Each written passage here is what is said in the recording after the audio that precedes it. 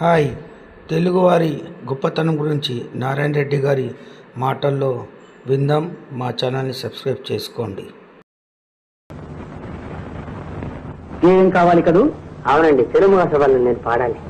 శాతవాహనుల వంశాన పుట్టినవాడు, కాకతీయుల పోతుగడ్డ మెట్టినవాడు, పల్లెలోనే కాదు ఢిల్లీలో సైతమ్ము పెద్ద గద్దెల మేలి పేరుకెక్కినవాడు.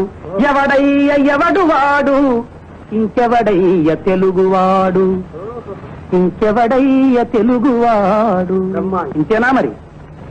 మంచి మనసెదురైన మాలలిచ్చేవాడు, భాయి భాయి అన్న చేయి కలిపేవాడు, తిక్కరేగిందంటే డొక్క చీల్చేవాడు, చిక్కులెరుగని వాడు, చిత్తాన పతివాడు.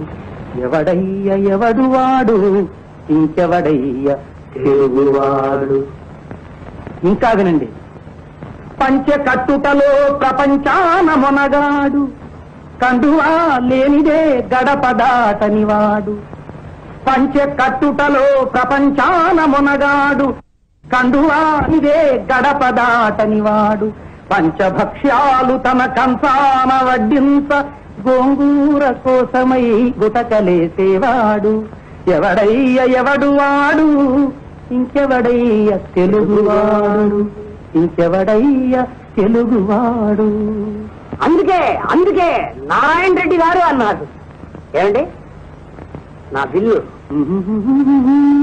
బిల్లు మీ బిల్లుకి నా పాట చెల్లు.